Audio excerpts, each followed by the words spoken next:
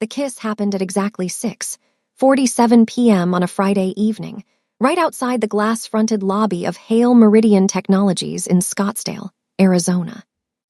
Loretta Hayes was standing on the sidewalk, car keys in her hand, laptop bag over her shoulder, minding her own business. She had just finished a 10-hour shift. Her feet were tired. Her brain was fried from staring at data models all day.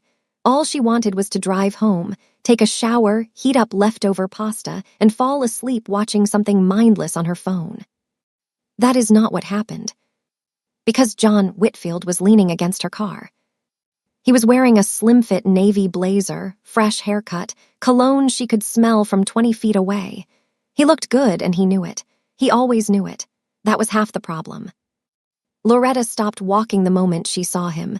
Her stomach dropped, not from attraction, from exhaustion, the emotional kind. The kind that comes from dealing with a man who cannot take no for an answer. "John," she said flatly, "what are you doing here?" He pushed off her car and walked toward her with his hands up like he was approaching a wild animal. "Just hear me out. 5 minutes. That is all I am asking." "I have heard you out, multiple times. We are done." "Loretta, come on. You moved to a whole new city without telling me. You changed your number. You blocked me on everything. Do you not think that is a little extreme?" "I think it is exactly the right amount of extreme for a man who cheated on me twice." John winced. He always winced when she brought that up, like the truth was something physically painful to him. "I made mistakes, I know that, but I have been working on myself. I started therapy. I am reading books. I am not the same man I was 6 months ago." Loretta looked at him, really looked at him. He was handsome. He had always been handsome. Tall, brown skin, perfect teeth, the kind of smile that made women in restaurants turn their heads. She had loved that face once. She had trusted that face. And that face had lied to her over and over again until she did not recognize herself in the mirror anymore. "Good for you," she said. "I am happy you are growing. Grow away from me." She tried to step around him. He grabbed her hand. "John, let go of me. Just listen to me for 1 second." "Let go." He did not let go. Instead, he pulled her toward him and kissed her. Hard, fast, his lips pressed against hers before she could react. It lasted maybe 2 seconds, maybe 3, long enough. Loretta shoved him backward with both hands. He stumbled. She wiped her mouth with the back of her hand, her eyes blazing. "Do not ever touch me again," she said. Her voice was low and controlled, but her hands were shaking. "I swear to God, John, if you show up here again, if you come near my job, if you come near my apartment, I will file a restraining order so fast your therapist will need a therapist." John opened his mouth to respond, but something in her face stopped him. He had pushed too far, and even he knew it. He held up his hands, took a step back, and said nothing. Loretta got in her car, slammed the door, and pulled out of the parking lot without looking back. She did not cry. She was past crying over John Whitfield. But she was so focused on getting away from him that she never thought to look up. If she had, she would have seen a figure standing at the floor-to-ceiling window on the top floor of Hale Meridian Technologies. A man in a dark suit, phone forgotten in his hand, jaw clenched so tight the muscles in his neck were visible from across the room. Seojin Park had seen everything. He had not meant to. He had been on a call with a supplier in Busan when movement outside the building caught his eye. He had glanced down and seen Loretta. He always noticed Loretta, even when he told himself he was not looking, and then he saw the man. Tall, confident, leaning against her car like he belonged there. Seojin had watched the conversation he could not hear. He watched the body language. He watched the man grab her hand. He watched the kiss. His grip on the phone tightened until the case cracked. Then he watched Loretta shove the man away. He watched her wipe her mouth. He watched her get in her car and leave. And something inside his chest shifted, not softened, not warmed, but shifted like a lock turning. Like a door opening that was supposed to stay shut. Seojin set his phone down on his desk. He pressed his knuckles into the dark wood surface and stood there for a full minute, breathing slowly, deliberately, the way he breathed when he was forcing himself not to react. Then he picked up his phone and called Kwan. Kwan answered on the first ring. He always answered on the first ring. "The woman who just left the building," Seojin said. His voice was calm, dangerously calm. The kind of calm that Kwan had learned over 15 years to be very, very careful around. "The man who was with her in the parking lot. I want to know who he is. Everything. By morning." There was a pause. Kwan was not stupid. He knew exactly which woman Seojin was talking about. He had noticed the way Seojin's gaze lingered on the junior data strategist from the 15th floor. He had noticed the way Seojin always seemed to know when she was in the building and when she was not.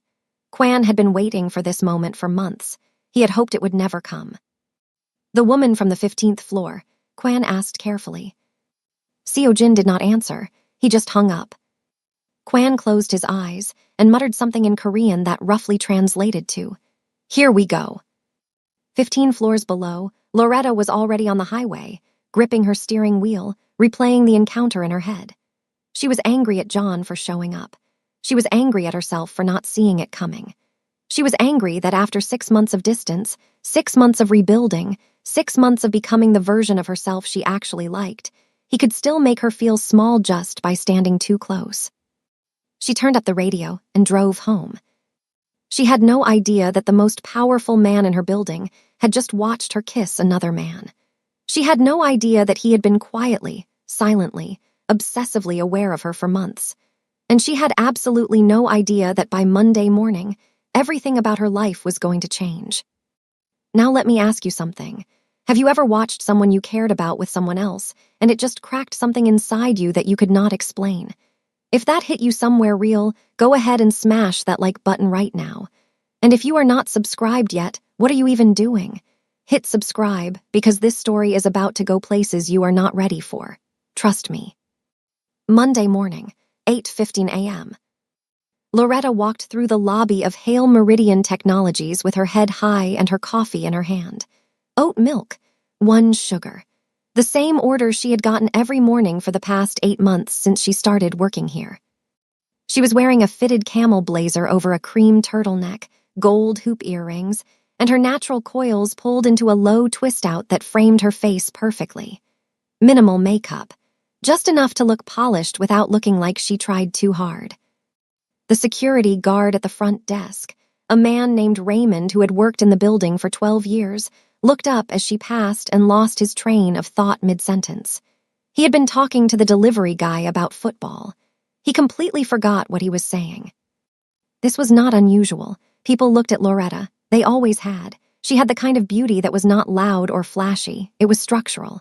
Deep brown skin that caught light like it was made for it. Full lips. Cheekbones that looked sculpted. Large, dark eyes that made people feel like she could see right through them. She was not tall, maybe 5'6", but she carried herself like she was 6 feet, shoulders back, chin up, every step deliberate. People in the office talked about her. Not in a malicious way. More in a confused way, like they could not figure out why a woman who looked like that was sitting quietly at a desk on the 15th floor running data models, instead of walking a runway somewhere in New York. Loretta did not care what people thought about her appearance. She had learned a long time ago that being beautiful did not protect you from anything. It did not stop your father from walking out. It did not stop your boyfriend from cheating. It did not pay your student loans or fill your refrigerator. Hard work did that. Focus did that. And Loretta had both in excess. She grew up in Cleveland, Ohio, East Side. Her mother, Denise, had raised Loretta and her younger sister, Monique, alone after their father left when Loretta was 9. No warning, no note, just an empty closet and a missing car one Tuesday morning. Denise worked 2 jobs, receptionist during the day, hospital janitor at night, and still managed to make sure her girls did their homework, ate real food, and understood that no one was coming to save them. They had to save themselves. Loretta took that lesson and ran with it. She graduated top of her class in high school, got a full scholarship to Ohio State, majored in data analytics, and graduated with honors. She worked at a consulting firm in Cleveland for 2 years after college before landing the job at Hale Meridian 8 months ago. The move to Scottsdale was supposed to be a fresh start, away from Cleveland, away from the version of herself that tolerated being treated less than she deserved. Away from John Whitfield and every single thing he represented. John had not been a bad boyfriend in the obvious ways. He did not yell. He did not throw things. He was charming and attentive and knew exactly what to say to make her feel like the only woman in the world. But he also cheated on her twice, once with a coworker, once with a woman he met at a bar, and both times, when Loretta found out, he turned it around on her. Made her feel like she was overreacting. Made her feel like her anger was the problem, not his betrayal. He would apologize with flowers and planned speeches that sounded rehearsed because they were. And twice, she stayed. She hated herself for staying, but she did. The third time, she did not stay. She packed her things, moved to Arizona, changed her number, and blocked him on every platform she could think of. She thought that was the end. Friday night proved it was not. She sat down at her desk on the 15th floor, put on her headphones, and opened her laptop. She was not going to think about John. She was going to think about the Kessler Brandt account, which was due for a full strategic review by Wednesday. Meanwhile, 14 floors above her, Seo-Jin Park was sitting at his desk, reading a file that Kwan had placed there at 7:00 a.m. The file was on John Whitfield, 29 years old, real estate agent based in Phoenix, licensed for 3 years, mediocre sales record. 2 previous girlfriends had filed informal complaints about controlling behavior, nothing criminal, nothing that resulted in charges, but a pattern that was clear if you knew what to look for. Currently living in a 1-bedroom apartment in Tempe. Drove a leased BMW. Had $42,000 in credit card debt. Seo-Jin read every page. Then he closed the file, slid it into his desk drawer, and locked it. He sat there for a long time, staring at nothing. Seo-Jin Park was 31 years old, born in Seoul, South Korea. Raised between Seoul and Manhattan after his father relocated the family's business interests to the United States when Seo-Jin was 12. His mother, a woman named Yuna, died of cancer when he was 14. His father, Park Yi-won, was one of the most connected figures in the Korean underground, a man who built a legitimate empire on top of an illegitimate one and never let the two touch in public. When Yi-won died of a heart attack 3 years ago, Seo-Jin inherited everything. The legitimate company, Hale Meridian Technologies, a billion-dollar tech acquisitions firm with offices in Scottsdale and contracts across the country. And the other thing, the network, the syndicate, weapons brokerage, intelligence trading, territorial controls stretching from the West Coast to parts of the Midwest. An operation so carefully hidden that not a single journalist, law enforcement agency, or competitor had ever connected it to the clean, polished company that bore the Hale Meridian name. Seo-Jin ran both empires with surgical precision. He was quiet, controlled, and deliberate. He never raised his voice. He never made threats he did not intend to follow through on. He never drank more than 1 glass of anything. He exercised at 5:00 a.m. every morning. He read for 1 hour every night before bed. He wore dark, perfectly tailored suits that fit him like a second skin. He was lean, sharp-featured, with dark eyes that gave away nothing, and a jawline that could cut glass. Women noticed him. He did not notice them back. He had trained himself not to. Attachment was a vulnerability. His father had taught him that. His mother's death had confirmed it. The people you love become the weapons others use against you. And then Loretta Hayes walked into his building 8 months ago, and every rule he had built his life around started to crack. He first noticed her in the lobby during her first week. She was waiting for the elevator, holding a coffee, reading something on her phone.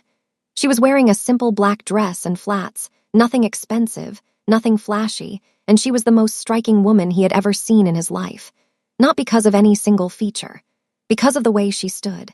Like she had already fought every fight that mattered and won, and she was just waiting for the next one. He memorized her face in 3 seconds and spent the next 8 months pretending he had not. He learned her name from the company directory. He learned her schedule from the building's access logs.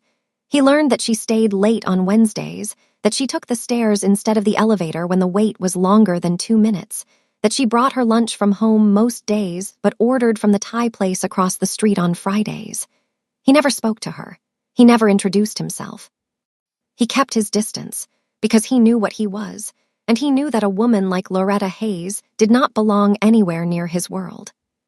But on Friday night, standing at his window, watching another man put his mouth on hers, something inside Seo-Jin broke free from the cage he had built around it.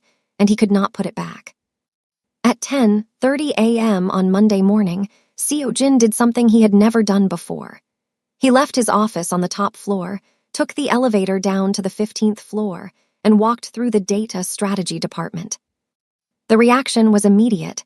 People froze. Conversations stopped. Keyboards went silent. Seo-jin Park did not visit individual floors. He was the CEO. He existed in a different atmosphere. Seeing him walk through their department was like seeing a shark swim through a koi pond. Loretta had her headphones on. She was deep in a spreadsheet. She did not notice the silence around her. She did not notice the man in the dark suit walking between the rows of desks with his hands in his pockets, his posture straight, his eyes scanning the room with the calm precision of someone who was used to surveying territory.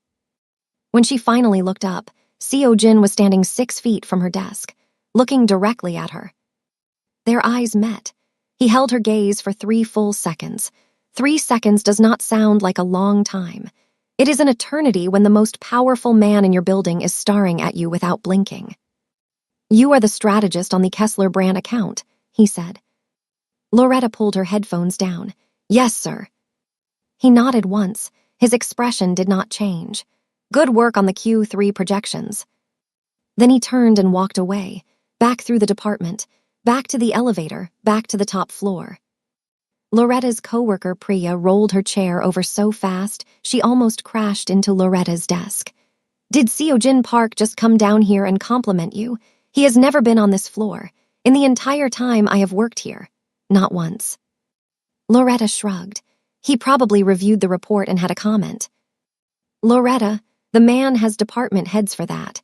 He does not walk 14 floors to tell a junior strategist good job. That is not how any of this works." Loretta waved her off and put her headphones back on. But her heart was beating faster than it should have been, and she did not know why. She told herself it was just the surprise, just the unexpectedness of it. That was all. That evening, she walked to her car in the parking garage. It was 7:00 p.m. The garage was mostly empty. Her footsteps echoed on the concrete. There was a white envelope tucked under her windshield wiper. Loretta frowned. She pulled it out and opened it. Inside was a single piece of paper with a typed message. "He doesn't deserve to touch you." Loretta looked around the garage. Empty, silent, her skin prickled. She got in her car, locked the doors immediately, and sat there for a full minute, reading the note over and over. She assumed it was John, some kind of manipulative guilt trip, something to keep her off balance. She pulled out her phone and texted him, "Stay away from me or I am filing a restraining order. I mean it." John replied 15 minutes later with a string of confused question marks. "What are you talking about? I haven't done anything. I went home Friday night and I've been here all weekend." Loretta stared at his response. She did not believe him, but something about the note felt different from John's style. John was emotional and sloppy. This note was clean, precise, clinical. She drove home, locked every lock on her apartment door, and sat on her couch staring at the note until midnight. She did not sleep well. What she did not know, what she had no way of knowing, was that the note was not from John, and it was not from Seo-jin either. It was from someone else entirely, someone inside the building, someone who had been watching both of them. Over the next 2 weeks, Seo-jin began engineering reasons to be near Loretta. He started with the Kessler Brand account. He sent a formal request through the department head that he wanted a full strategic review presented directly to him, and he specifically wanted the lead strategist on the account to deliver it, not the department head, not a senior analyst, the person who actually built the models and crunched the numbers, Loretta. This was unusual. Priya told Loretta it was unusual. The department head, a man named Victor Marsh, told Loretta it was unusual. But no one questioned the CEO's request. That was not how things worked at Hale Meridian. Loretta spent 3 days preparing. She reviewed every data point. She rebuilt 2 of her models from scratch to make them cleaner. She rehearsed her presentation in her bathroom mirror until she could deliver it without looking at her notes. She was not nervous because of Seo-jin specifically. She was nervous because this was her career, and she had worked too hard to mess it up in front of the man who signed her paychecks. On Thursday afternoon at 2, 00 p.m., she took the elevator to the top floor. Seo Jin's office was at the end of a long hallway with polished dark floors and minimal decoration. The door was open. She knocked anyway. "Come in," he said. The office was large but not ostentatious. Dark wood desk, 2 leather chairs, a single framed piece of Korean calligraphy on the wall behind him. She did not know what it said, but the brushstrokes were beautiful. Floor-to-ceiling windows showing the Scottsdale skyline, the desert stretching out beyond the city like a painting. Seo Jin was standing behind his desk when she entered. He gestured to the chair across from him. "Please." She sat, she opened her laptop, she began. For the next 40 minutes, Loretta walked him through every aspect of the Kessler-Brandt strategic review: market positioning, competitive analysis, revenue projections, risk assessments.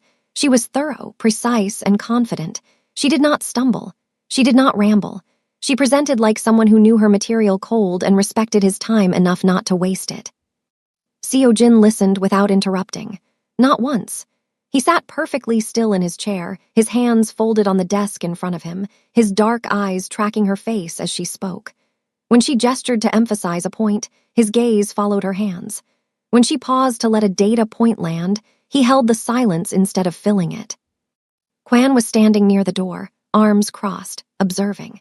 He had known Seo Jin since they were 17, since the early days in Manhattan, since Seo Jin's father was still alive, since before the empire, before the suits, before all of it. He had seen Seo Jin negotiate with arms dealers without blinking. He had seen Seo Jin face down threats from rival organizations with the emotional range of a stone wall. He had never seen Seo Jin look at anyone the way he was looking at Loretta Hayes right now. When the presentation was finished, Seo Jin was quiet for a moment. Then he said, "That is the most thorough strategic analysis I have seen from anyone in this company in 2 years."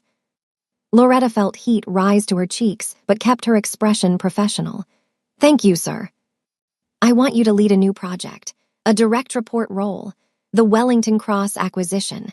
You would report to me personally on the strategic framework." Loretta's hands stilled on her laptop. A direct report role to the CEO, for a junior strategist who had been at the company for less than a year. This was not a normal career progression. This was a catapult. She hesitated, not because she doubted her ability, because something about being that close to Seo Jin made her feel like she was stepping into a spotlight she had not turned on. There was something in the way he looked at her, not predatory, not inappropriate, but focused. Intensely focused. Like she was the only thing in the room that mattered, and he was trying very hard not to let her know it. "I would be honored," she said. He nodded. "Kwan will send you the preliminary files." She stood, he stood. Their eyes met again, and for a brief moment the professional distance between them felt paper-thin. Then she nodded, gathered her things, and left. When the door closed behind her, Kwan did not move. He waited. He knew Seo Jin would speak first. Seo Jin sat back down and stared at the closed door. "Don't," he said. "I did not say anything," Kwan replied. "You were about to." Kwan uncrossed his arms. "She is smart, she is capable, and you are in trouble. She is an employee. She is a problem, for you specifically, and you just created a reason to see her every week." Seo Jin did not respond. Kwan took that as confirmation of everything he already knew and left the office without another word. 2 days later, the second anonymous note appeared. This time, it was not on Loretta's car. It was slipped under her apartment door. Loretta found it when she came home from the gym on Saturday afternoon. Same white envelope, same typed message, different words. "You are being watched, and not by who you think." Loretta stood in her doorway holding the note, and for the first time, she felt genuinely afraid. This was not John. John did not know where she lived. She had moved to Scottsdale without telling him her new address. She had been careful. She had been deliberate. There was no way he could have found her apartment. Which meant someone else was leaving these notes. Someone who knew where she lived. Someone who had been inside her building, walked down her hallway, and stood at her door. She called her sister Monique in Cleveland. Monique picked up on the second ring. "Someone is leaving me notes," Loretta said. She explained everything, the first note on her car, the second one under her door, the messages. Monique's voice went sharp immediately. Call the police, right now. And tell them what? Someone left me 2 typed notes. They are going to tell me it is not a crime. Loretta, someone knows where you live. That is not okay. I know it is not okay. I'm handling it. She installed a Ring camera at her front door that night. She also started locking her windows, even though she was on the 3rd floor. She slept with her phone on her pillow and a knife in her nightstand drawer. At work, the dynamic between Loretta and Seojin shifted during their weekly project meetings. The conversations started professional, always professional, but they began to stretch at the edges. He asked where she went to school. She told him Ohio State. He told her he studied at Columbia but dropped out after his father died to take over the company. She asked how old he was when that happened. 28, he said. She said that was young to carry that much weight. He looked at her like no one had ever acknowledged that before. She laughed at something dry and understated he said about a competitor's financial report, and the sound of her laugh did something to him physically. His hand gripped the armrest of his chair. His jaw tightened. He had to look away. Loretta noticed him look away. She did not know why. She thought maybe she had been too informal. She straightened in her chair and went back to the data. But the truth was simpler and more dangerous than informality. Seojin was falling, not slowly, not gradually. He was falling the way buildings fall all at once, from the inside out, with no way to stop it once it started. And he knew it, and he knew it was the most dangerous thing that had ever happened to him. Not because Loretta was a threat, because Loretta was a vulnerability. And in his world, vulnerabilities got people killed. 3 weeks after the parking lot incident, John showed up at the office. He walked into the Hale Meridian lobby at 11:00 a.m. on a Tuesday, wearing a charcoal suit and carrying a bouquet of white roses. He smiled at the receptionist like he belonged there. He told her his name was John Whitfield, and he was here to see Loretta Hayes. The receptionist asked if he had an appointment. I am her boyfriend, he said. The receptionist hesitated. Company policy required visitors to be cleared by the employee they were visiting. She called up to the 15th floor. Loretta answered. There is a John Whitfield in the lobby for you, the receptionist said. He says he is your boyfriend. Loretta's blood went cold. She closed her eyes for 1 second, then she said, I will be right down. She took the elevator to the lobby. When the doors opened, and she saw John standing there with those roses, and that smile, the expression on her face could have frozen steel. She walked straight past him and out the front door. He followed. She stopped on the sidewalk, 10 feet from the entrance, and turned to face him. You need to leave, she said. Her voice was low and tight. Right now. Loretta, I just want to talk. I brought you flowers. Can we just... You told the receptionist you are my boyfriend. You are not my boyfriend. You are a man I broke up with 6 months ago who cannot take a hint, take a direct statement, or take a restraining order threat seriously. I am not trying to cause problems. I just miss you. That is not a crime. Showing up at my workplace uninvited is close enough. John, this is my career. This is the thing I built from scratch. You do not get to walk in here and jeopardize it because you are lonely. John's expression shifted. The charm dimmed. Something harder appeared underneath it. You are being dramatic. I drove 40 minutes to bring you flowers and you are treating me like a stalker. If you show up one more time, I will not be treating you like anything. My lawyer will. John stepped closer. He reached for her arm. Loretta.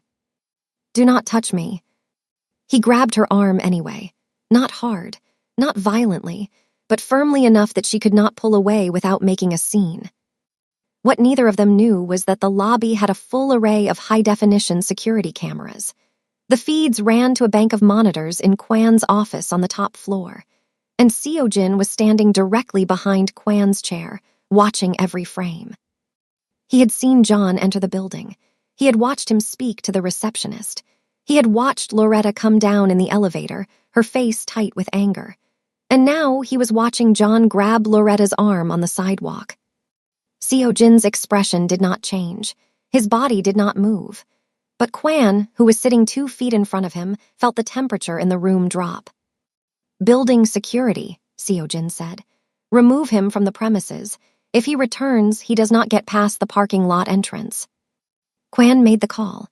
30 seconds later, 2 uniformed security guards walked through the lobby doors and approached John on the sidewalk. Sir, you are not authorized to be on this property. We are going to have to ask you to leave. John let go of Loretta's arm. He looked at the guards, then back at Loretta. You called security on me.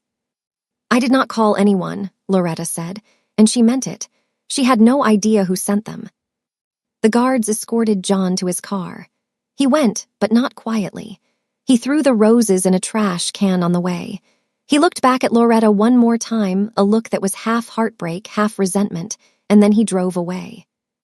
Loretta stood on the sidewalk for a moment, her arm still warm where he had grabbed it.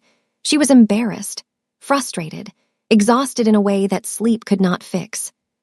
She went back inside, took the elevator to the 15th floor, and put her head on her desk. Priya brought her tea without asking and did not say a word. At 3:00 p.m., Loretta's desk phone rang. It was Seojin's assistant. The CEO wanted to see her. She took the elevator up, expecting a conversation about the Wellington Cross project. She walked into his office. He was standing by the window. He turned when she entered. Close the door, please, he said.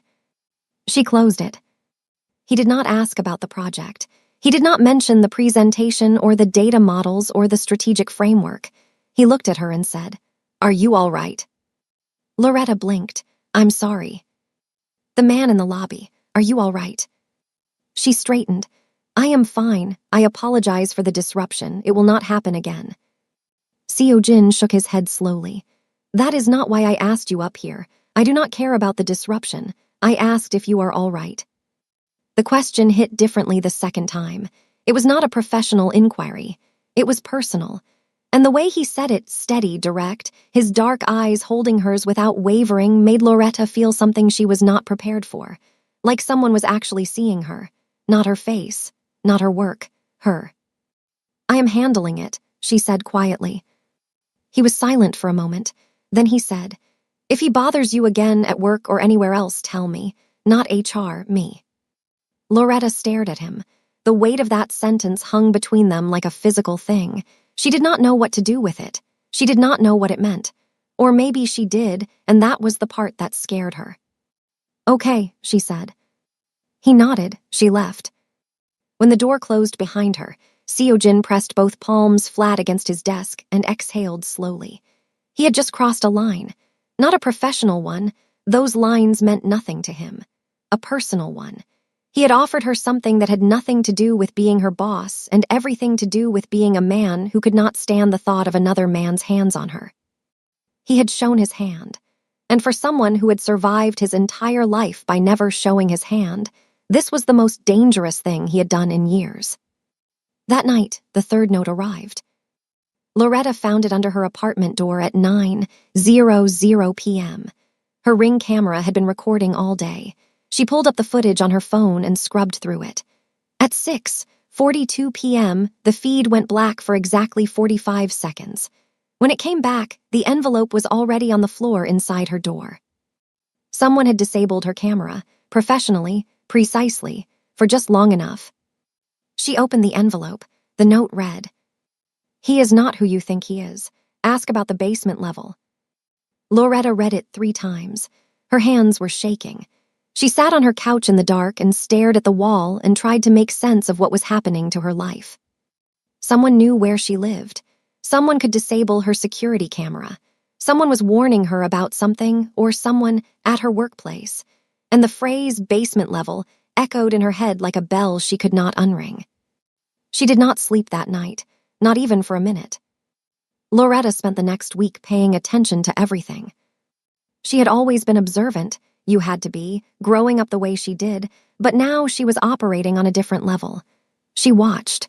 She listened. She cataloged details that she had previously dismissed as unimportant. She noticed that Kwan was always near Seojin, but his posture and movements were nothing like an executive assistant's. He moved like a bodyguard, alert, positioned, scanning rooms before entering them. His hands were rough and calloused in a way that did not match a man who spent his days scheduling meetings and managing calendars. She noticed that certain men appeared on the executive floor who were not in the company directory. She checked. She had access to the employee database as part of her strategic work. These men were not listed anywhere. They wore dark suits and had earpieces and spoke in Korean, and they came and went at odd hours. She noticed the deliveries. After 8:00 p.m., when the building was mostly empty, unmarked vehicles would pull into the service entrance at the back of the building. They did not go to the loading dock on the first floor. They went lower, to a level that Loretta had never accessed, a level that was not marked on any floor map she had ever seen. The basement level. For 10 days, she told herself it was none of her business. She told herself she was being paranoid. She told herself the anonymous notes were messing with her head, and she was seeing conspiracies where there were none. But Loretta Hayes was not the kind of woman who could ignore a question once it had been asked. She had been built to dig, to analyze, to find the truth in the data. And this was just another data set, one with missing variables and incomplete inputs that her brain would not let go of. On a Thursday evening, she stayed late at the office. She told Priya she wanted to finish a report. When the 15th floor emptied out at 7:00 p.m., she waited another hour. At 8:15 p.m., she took the service stairwell down. Past the lobby, past the parking garage, down to the sub-basement level. The door at the bottom of the stairs required a keycard. She did not have one, but someone had propped it open with a small rubber wedge, the kind maintenance workers used to keep doors from locking behind them. Either someone was careless or someone wanted her to get in. In hindsight, she should have considered the second possibility more carefully. She slipped through. The hallway beyond the door was stark. White walls, bright fluorescent lighting, no signage, no windows. Her heels clicked on polished concrete and the sound felt obscenely loud in the silence. The hallway opened into a large room, and what Loretta saw stopped her in her tracks. It was not a storage room.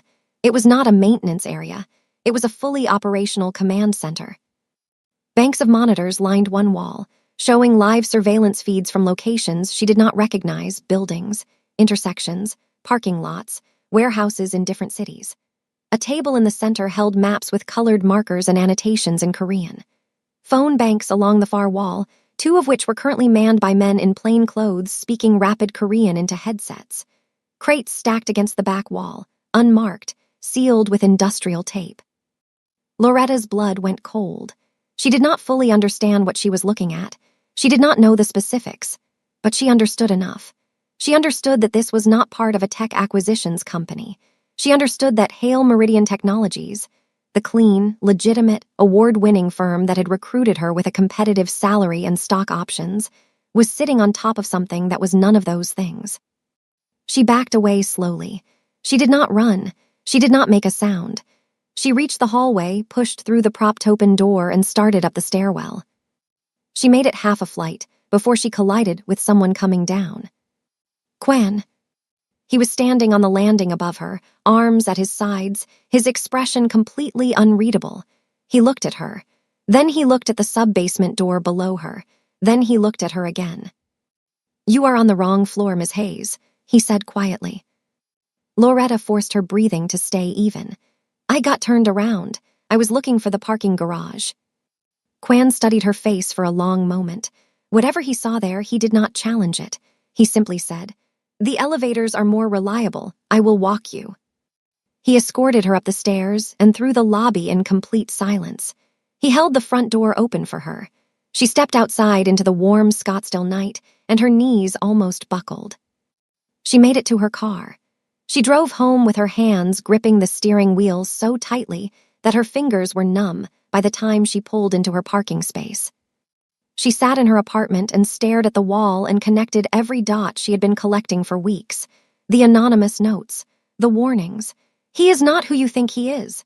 Ask about the basement level." Whoever was sending those messages knew exactly what Seo-jin was hiding beneath his company. And now Loretta knew too. She thought about calling the police. She thought about calling the FBI. She thought about packing a bag, driving to the airport, and getting on the first flight back to Cleveland. But she did not do any of those things, because something held her in place. Something she could not name yet. Something that had to do with the way Seojin looked at her when he asked if she was all right, and the way he said, "Tell me." Not HR. Me. And the way his hand gripped his armrest when she laughed. She was afraid, but she was not running, not yet. At 10:00 p.m. in his office on the top floor, Seojin's phone buzzed. Kwan's name on the screen. She went to the lower level, Kwan said. She saw the operations room. Seojin was silent for so long that Kwan checked to make sure the call was still connected. Then Seojin asked, very quietly, "How much did she see?" Kwan paused. "Enough." The silence that followed was the loudest thing either of them had ever heard. Seojin did not sleep that night. He paced his penthouse in Paradise Valley, 5,000 square feet of glass and concrete and cold modern furniture, surrounded by the dark desert hills, a house that felt more like a fortress than a home. He had two options, and both of them were terrible. Option 1, handle the breach the way his organization had always handled breaches, the way his father would have handled it. Clean, quiet, permanent. Loretta would be approached. She would be told in very clear terms what she saw, what would happen if she spoke about it, and what the consequences would be if she became a problem. If necessary, she would be relocated, not voluntarily. Option 2, trust her. Option 1 was safe. Option 2 was insane. Seojin chose option 2. And he did not choose it because it was strategic.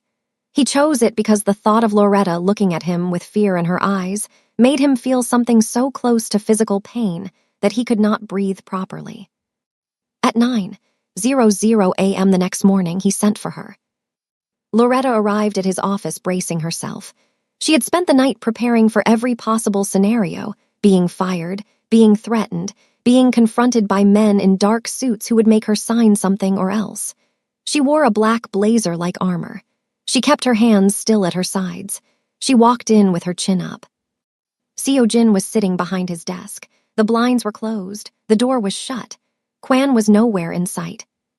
"Sit down," Seojin said, not unkindly, but not gently either. She sat. He looked at her for a long moment, and then he said something she was not expecting. "Ask me what you want to ask me." Loretta held his gaze. Her heart was hammering, but her voice was steady. "What is in the sub-basement?" And Seojin told her. Not everything, but enough. He told her that Hale Meridian Technologies was real. The tech acquisitions, the consulting contracts, the data analytics division, all of it generated legitimate revenue.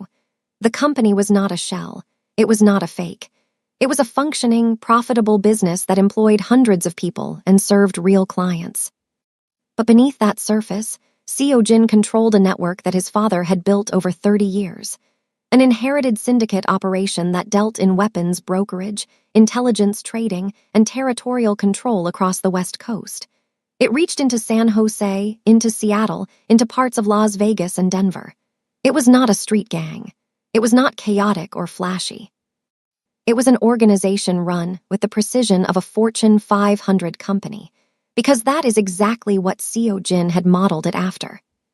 He told her there were lines he did not cross. He did not deal in narcotics. He did not traffic human beings. He did not target civilians. He had a code inherited from his father, refined by his own principles, and he enforced it absolutely. But he was not a good man, not by any legal definition, and he was not going to pretend otherwise. When he finished, the room was very quiet. Loretta sat perfectly still for nearly a full minute. Then she asked, "Why are you telling me this? You could have just made me disappear." Seojin looked at her, and for the first time since she had known him, something in his expression shifted. The mask slipped, not completely, just enough for her to see what was underneath, not a CEO, not a syndicate boss, not a calculated man in a dark suit, just a person, tired, alone, carrying something so heavy that it had reshaped his entire skeleton. "Because I would rather lose everything I have built," he said, "than hurt you, and I need you to know that before you decide what you want to do next." Loretta's breath caught in her chest. This was not a romantic confession. It was something deeper, an admission that she had power over him, That in a world built entirely on control, she was the one thing he could not control. And instead of eliminating that vulnerability, he was sitting across from her with his hands open, telling her the truth. She did not run, she did not cry, she sat with it. She let the weight of it settle into her bones. Then she said, "Who is sending me the notes?" Seo-jin's expression changed instantly. The vulnerability disappeared. The mask snapped back into place. "What notes?" She told him everything, the 3 anonymous messages, the disabled Ring camera, the typed warnings. "He doesn't deserve to touch you. You are being watched. Ask about the basement level." Seo-jin's jaw tightened with every sentence. By the time she finished, his hands were flat on the desk, pressing down so hard that his knuckles were white. He had not known about the notes. He had not authorized them. He had not sent them. Someone with access to his world, his building, his security equipment, was targeting the woman he cared about, and he did not know who. "This is no longer about you and me," he said, his voice flat with cold focus. "Someone inside my operation is using you to get to me. They led you to the sub-basement. They wanted you to find it. They wanted to create a situation where I would have to deal with you, one way or another. This is a power play." He picked up his phone and called Kwan. "My office, now." Kwan arrived in 90 seconds. Seo-jin told him about the notes and gave him a directive: find out who sent them, trace the paper, trace the printer, identify who had access to the frequency jammer used to disable Loretta's Ring camera. Full investigation. No one is exempt from suspicion. He also insisted that Loretta accept a security detail. One person, plainclothes, discreet, someone who would shadow her commute and monitor her building. Loretta resisted. "I did not sign up for this. I do not want someone following me." Seo-jin leaned forward. "The person sending those notes wanted you to find the operations room. They engineered the entire thing. That means they are using you as a tool to destabilize me. And if they are using you, then you are already in danger whether you accept my help or not." She stared at him. She hated that his logic was airtight. She agreed. That night, Seo-jin drove to Loretta's apartment complex himself. He parked his black Audi across the street and sat there in the dark, watching her building, scanning the perimeter, waiting for the security detail to take position. Loretta saw his car from her window. She recognized it. She had seen it in the executive parking section of the garage enough times. She picked up her phone and texted him. She had gotten his number from the project files weeks ago, but had never used it until now. "You can come inside. You don't have to sit out there." He did not reply for 10 minutes. Then, "That would not be appropriate." She almost smiled. She texted back, "Since when do you care about appropriate?" In his car, Seo-jin read the text and felt something crack across his face that he barely recognized. It was almost a smile. He put his phone down. He sat there for another 20 minutes. Then he drove home. Kwan's investigation took 5 days. The results were terrifying.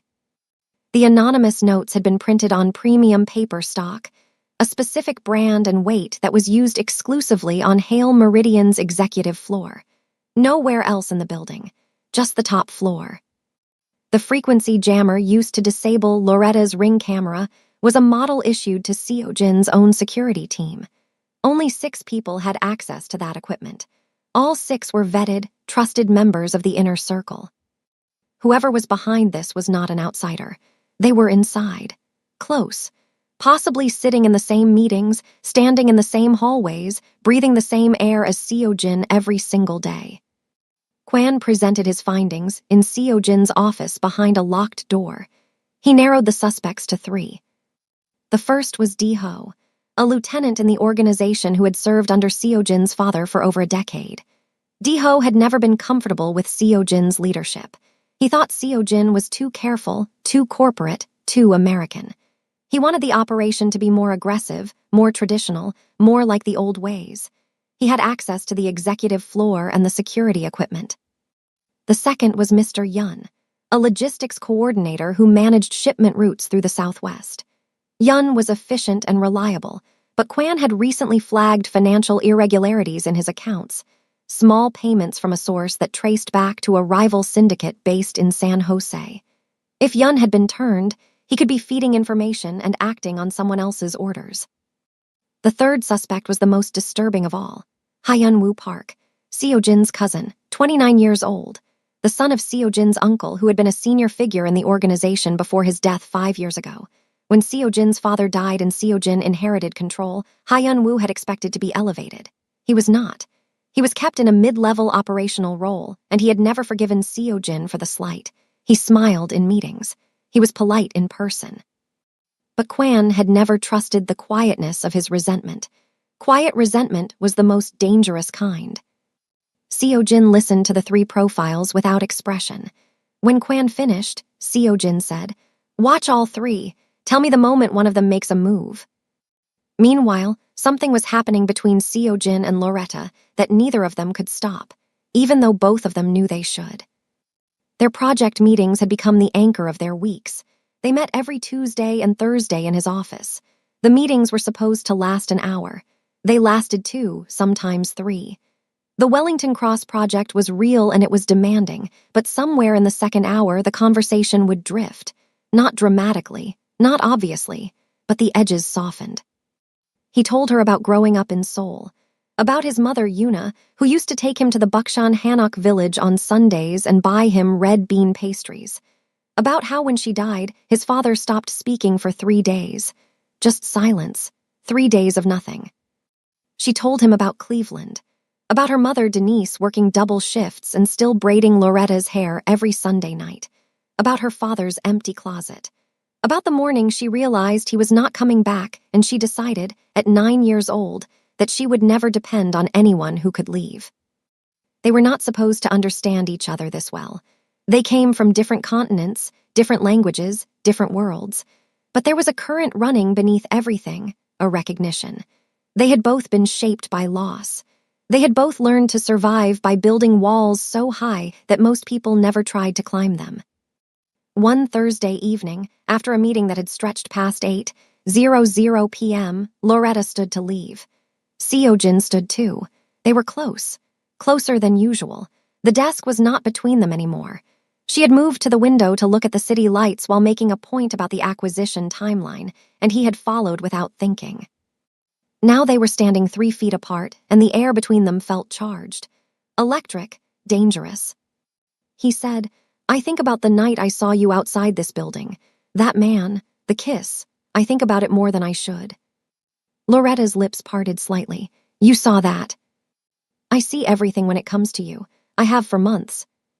She should have been unsettled. She should have taken a step back. She did not. "He kissed me," she said quietly. "I did not kiss him. There is a difference." Seo-jin nodded slowly. "I know. I watched you push him away. That is the only reason that man still walks comfortably." The weight of that statement settled between them. Loretta understood what he was saying, not as a threat, as a fact. She took a step closer. She reached out and placed her hand flat against his chest. His heart was hammering, rapid, hard. She could feel it through his shirt, through the fabric, through the armor he wore every single day. This man, this controlled, composed, unshakable man, had a heart that was racing because she was touching him. "You do not own me, Seo-jin," she said. "I know. But you can have me, if you ask." He looked down at her hand on his chest. Then he looked at her face. Something passed behind his eyes, want, restraint, and a war between the two that he was barely winning. He took her hand from his chest, lifted it to his mouth, and pressed his lips to her knuckles. Softly, deliberately, like she was something sacred that he was terrified of breaking. "Not until I know you are safe," he said. "I will not pull you into my chaos until I have cleaned it." He let go of her hand. She left his office that night feeling something she had never felt before, wanted by someone powerful enough to take whatever he wanted, who was choosing to wait because he respected her enough to protect her first. But the chaos was not waiting for him to clean it. The chapter ends with Hyun-woo sitting in a parked car outside Loretta's apartment, watching her lights turn on through the third-floor window. He was alone. His phone was in his hand. He made a call. He spoke in Korean. The words translated. "She is the weakness. We move this week." He hung up. He started the car. He drove into the Arizona night. 3 days later, on a Saturday morning, Loretta was taken. She left a coffee shop in Old Town Scottsdale at 9:15 a.m. She had gone out for oat milk lattes and a blueberry scone, a small weekend ritual she had started since moving to Arizona. Something normal, something peaceful, something that reminded her that her life was still hers, even if it had become unrecognizable in the past few weeks. The plainclothes security detail assigned to her, a woman named Jihai who had been with Seojin's organization for 6 years, was 30 seconds behind. The coffee shop had 2 exits. Loretta used the side door out of habit because it was closer to where she parked. Jihai had expected her to use the front door. By the time Jihai adjusted, 30 seconds had passed. 30 seconds was all it took. A black Suburban with tinted windows pulled up to the curb as Loretta stepped onto the sidewalk. 2 men got out. They were fast and professional. One grabbed her from behind, pinning her arms. The other pressed a cloth dampened with something sweet and chemical over her mouth. Loretta fought. She thrashed and kicked and tried to scream, but the cloth muffled everything, and within 4 seconds her body went slack. They put her in the back of the Suburban. The doors closed. The vehicle pulled away from the curb and merged into traffic. 8 seconds, start to finish. Jihai came around the corner just in time to see the Suburban's taillights disappearing down Goldwater Boulevard. She sprinted to her own vehicle, grabbed her phone, and called Kwan. Kwan answered on the first ring. "They took her," Jihai said. Kwan was already moving. He crossed the hall to Seojin's penthouse. Seojin was in the kitchen, drinking coffee, reading a briefing on his tablet. A normal Saturday morning. The last normal moment he would have for a long time. Kwan said 2 words. "They took her." The coffee mug in Seojin's hand did not break. He set it down very carefully on the counter. Precisely. Deliberately. His face did not change. His breathing did not change. But something in his eyes went dark in a way Kwan had only seen twice before in 15 years, and both of those times ended with people losing everything they had. "Where?" Seojin said. Kwan relayed the details. Old Town Scottsdale, side exit of the coffee shop, black Suburban. Jihai had caught a partial plate. Kwan's team was already running it through their network, not police databases, not DMV records, but the shadow network that Seojin's organization maintained across the Southwest. Surveillance contacts, street-level informants, traffic camera access in Scottsdale, Tempe, Phoenix, and Mesa. Within 45 minutes, they had a hit. The Suburban's plate matched a vehicle registered to a shell company called Desert Line Logistics. Kwan ran the shell company through 3 layers of corporate filings. The company was registered in Nevada. The registered agent was a law firm in Reno. The law firm's client list included, buried 4 levels deep in a web of subsidiaries and trusts, a name, Park Hyunwoo. Seojin stared at the screen. His cousin's name glowed in the blue light of the monitor. "Where is the vehicle now?" he asked. Kwan pulled up a traffic camera feed from South Mesa. The Suburban had been tracked to an industrial district, a cluster of warehouses and manufacturing buildings near the intersection of Baseline Road and Sawsalmon. One of the warehouses was registered to another Desert Line Logistics subsidiary. Seojin stood up. 6 men, armed, Kwan drives. Kwan nodded. He made the calls. 20 minutes later, 3 black vehicles left Seojin's compound in Paradise Valley and drove south toward Mesa. Seojin sat in the front passenger seat of the lead vehicle. He did not speak. He did not check his phone. He stared straight ahead with the focus of a man who had reduced his entire universe to a single point: get her back. They arrived at the warehouse at 10:47 a.m. The building was beige concrete, windowless, surrounded by a chain-link fence with no security guard and no cameras. The Suburban was parked around back. Seojin got out of the car first. He was not carrying a weapon. He walked to the warehouse entrance, a heavy steel door, unlocked, and pushed it open. The interior was a large open space. Concrete floor, exposed steel beams, fluorescent lights humming overhead, and in the center of the room, Loretta. She was sitting in a metal folding chair. Her wrists were zip-tied in front of her. Her blazer was torn at the shoulder. A bruise was forming on her left cheekbone where she had been struck for fighting back. Her hair was loose, her twist out undone from the struggle. Her eyes were wide. But she was not crying. She was not screaming. She was furious. When Loretta saw Seojin walk through that door, something in her face shifted. Not gradually, instantly, from fury to relief, from fear to something that looked a lot like trust. Like whatever was about to happen, the fact that he was here meant she was going to be okay. Hyun-woo was standing behind her. Two of his men flanked him on either side. He was dressed casually, gray sweater, dark jeans, sneakers, like he had planned this as a low-key Saturday errand. He had his hands in his pockets. He was smiling. "Cousin," Hyun-woo said, "thank you for coming so quickly. I was worried you might not care."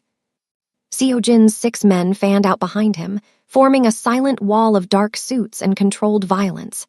Seojin himself stood in the center, hands at his sides, completely still. "Let her go," he said. "Not yet. We need to talk first." "We have nothing to talk about." "Actually, we do." Hyun-woo stepped around Loretta's chair and walked towards Seojin, maintaining a careful distance. "You have become compromised, Seojin. You know it. Kwan knows it. Everyone who has been watching you for the past 3 months knows it. You are distracted. Your judgment is clouded. You made a direct report role for a junior employee because you wanted an excuse to sit in a room with her twice a week. You assigned personal security to someone who has no connection to the organization. You told her about the operations room.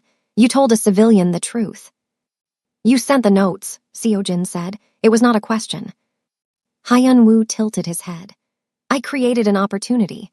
I gave her breadcrumbs, the basement-level reference, the propped-open door. I wanted to see what you would do when she found out. I wanted to see if you would handle her the way you should have, or if you would let your feelings override your judgment. And you let your feelings override your judgment, which is exactly what I told the elders in Seoul." "You spoke to the elders." "I did. I told them their hand-picked successor has fallen for a woman who has no place in our world.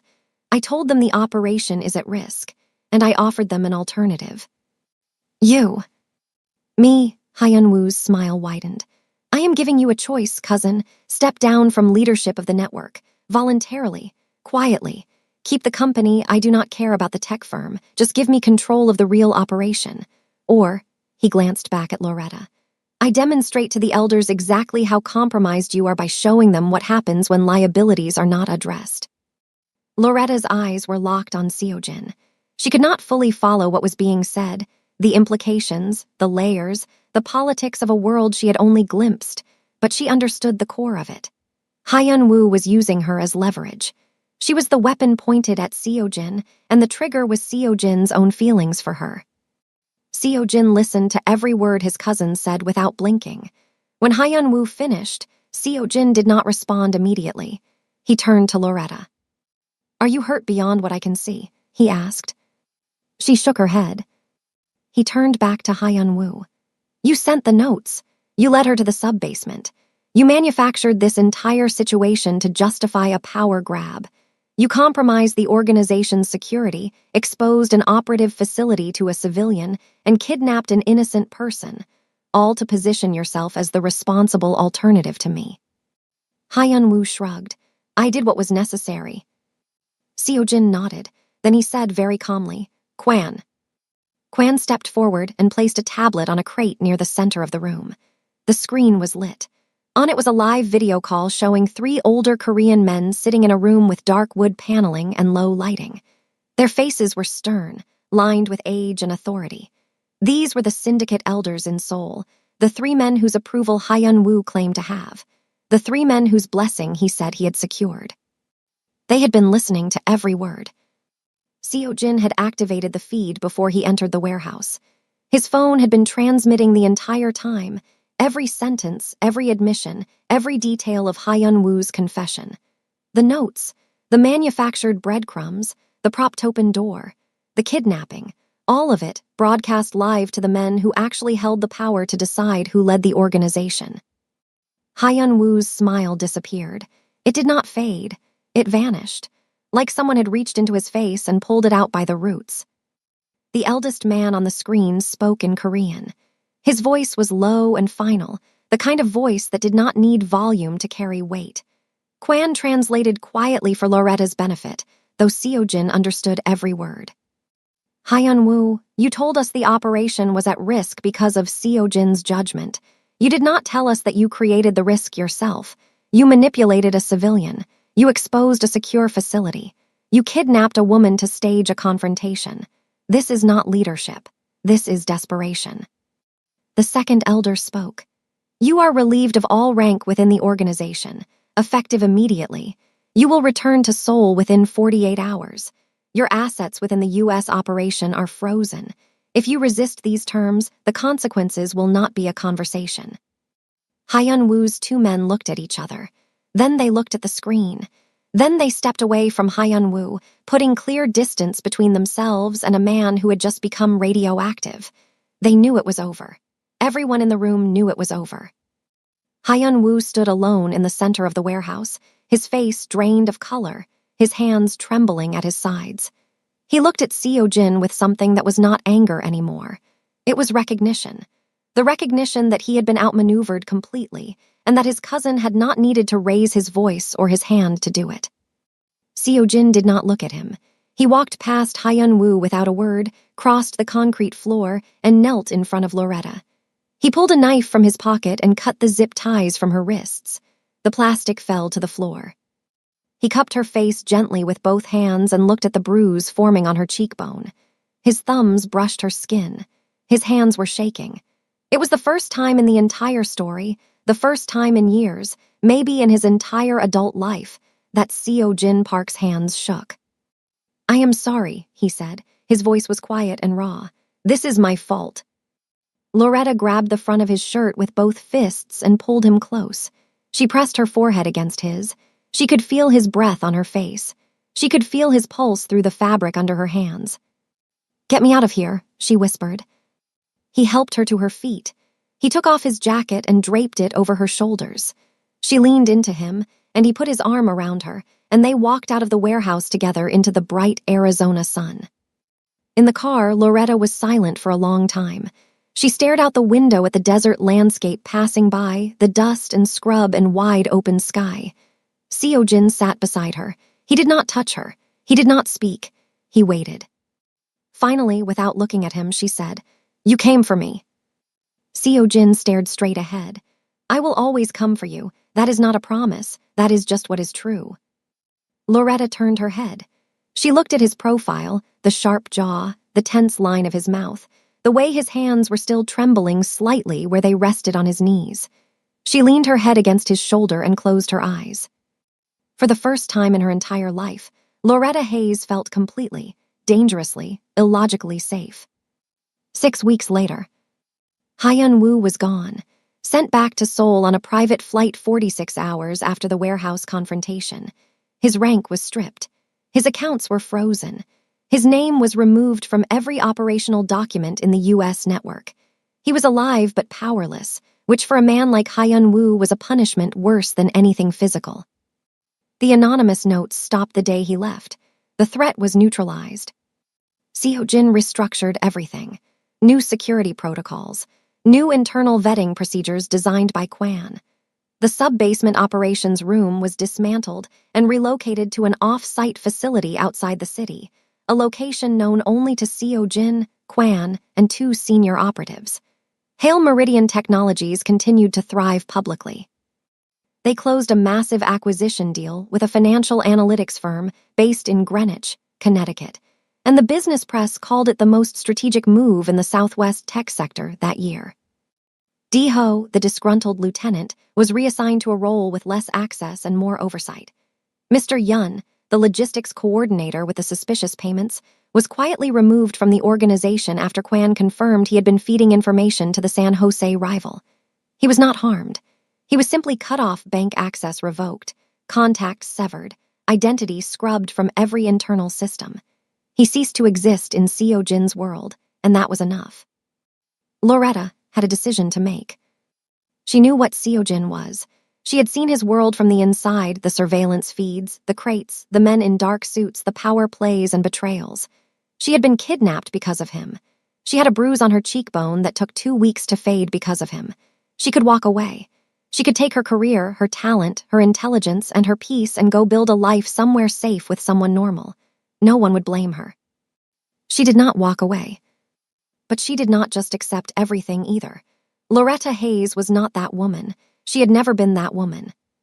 She sat across from Seojin in his office on a Wednesday afternoon, not as an employee this time, but as something else, something they were still figuring out, and she laid out her terms. If we are going to be something, she said, I need 3 things.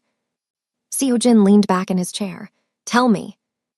1, honesty, even when it is ugly, even when you think it will scare me. You do not get to decide what I can handle. I decide that. He nodded. 2, my life stays mine. My career, my friendships, my identity. I am not a satellite orbiting your world. I have my own gravity. I would not want it any other way. 3, she paused. This one mattered the most. You work toward making the other side of your life smaller, not bigger. I am not asking you to become a saint overnight. I am asking you to become better, slowly, intentionally, because I am not building a future with someone who is moving in the wrong direction. Seojin was quiet for a long time. He looked at her, really looked at her, and something in his expression softened. Not weakened, softened, like a door opening in a room that had been locked for years. Agreed, he said, all 3. She studied his face. You mean that? I have never meant anything more. Their first real date was not at a fancy restaurant in Paradise Valley. It was not at a rooftop bar with a view of the city. It was at a small, family-owned Korean restaurant in a strip mall in Chandler, Arizona. The kind of place with plastic-covered menus, fluorescent lights, and mismatched chairs. The kind of place that did not look like anything special from the outside, but served the best kimchi jjigae in the entire state. The elderly owner, a woman named Mrs. Cho, recognized Seojin the moment he walked in. She came out from behind the counter, grabbed his face with both hands, and called him by a childhood nickname that Loretta could not pronounce but immediately loved. Mrs. Cho pinched his cheek and scolded him in Korean for not visiting in 3 months. Loretta laughed so hard she nearly choked on her water. She had never seen him like this, without the armor, without the calculated stillness. He was just a man sitting in a plastic chair, eating soup, being fussed over by an old woman who had known him since he was a teenager. He looked younger, lighter, almost shy. He caught her staring and raised an eyebrow. What? Nothing, she said, grinning. I just did not know you had a cheek-pinching grandma. She is not my grandmother. She pinched your cheek. She is your grandmother now. He almost laughed. The corner of his mouth twitched and he looked down at his soup to hide it. But Loretta saw it. She saw everything. After dinner, they walked through a quiet residential street nearby. The air was warm and dry, carrying the faint smell of desert sage. The Arizona sky stretched above them, wide and deep and full of stars. The kind of sky you only get away from city lights, the kind that makes you feel small and infinite at the same time. Seojin stopped walking. Loretta stopped too. That night, he said, outside the building when he kissed you. Loretta tilted her head. What about it? He turned to face her. The streetlight caught the angles of his face, the sharp lines of his jaw, the softness in his eyes that he showed no one else. I need to replace that memory, he said. He kissed her. Slowly, his hand on the side of her neck, his thumb tracing her jawline. Her fingers curled into the fabric of his shirt, pulling him closer. It was not rushed. It was not desperate. It was the kind of kiss that rewrites everything that came before it. The kind that makes you forget every wrong mouth that ever touched yours. When they pulled apart, Loretta's eyes were still closed. She opened them slowly and whispered, "Better than the lobby."